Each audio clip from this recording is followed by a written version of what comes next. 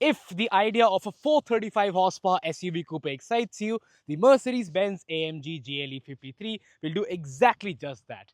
But at rupees 1.88 crore ex-showroom, it will also excite your bank manager for all the wrong reasons. The good news, lightly used GLE 53s are available for much less in the pre-owned market. But that begs the question, are used AMGs actually any good?